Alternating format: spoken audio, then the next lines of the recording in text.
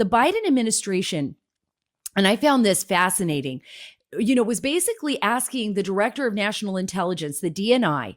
Now, we have a separation of powers, and this is what Congressman Waltz is talking about, where we have federal law enforcement, our FBI, that deals with national issues.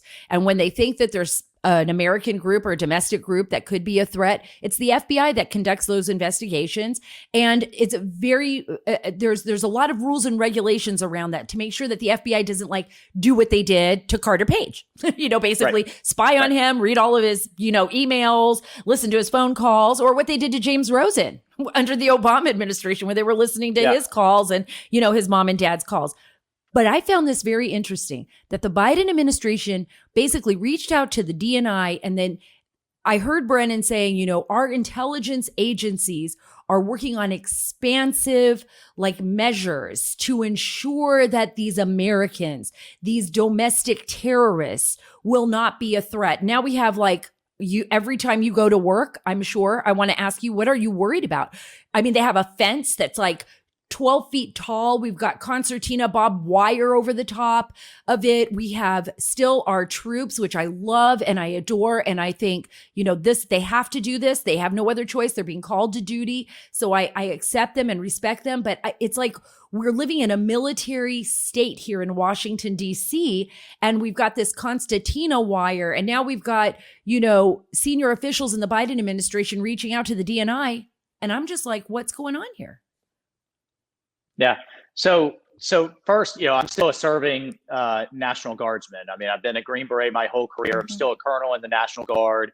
And I just want to say as often as I can, that is not like your regular military force. They are not sitting around like SEAL Team 6, just ready to go when called. They have businesses, they have civilian jobs. They were pulled out of their lives after a whole year of being mobilized for COVID, being mobilized for social justice. They still have overseas missions. And that's fine.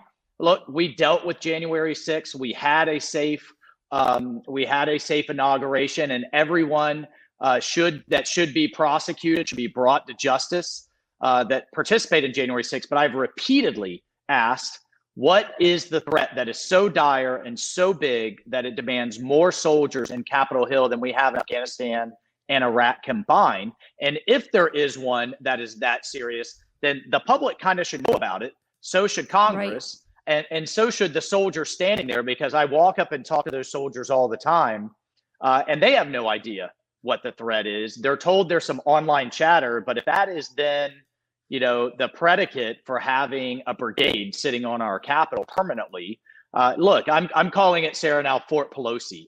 Because really what this is about political optics for her. And she likes the political optics that they're presenting, but it's not fair to those soldiers. It's wrong. And I'm telling you, as a Guardsman, every time you have to go to your employer and go to your family and say, I'm gone again, whether it's for a hurricane or wildfire or this or that, it's going to cause a real retention issue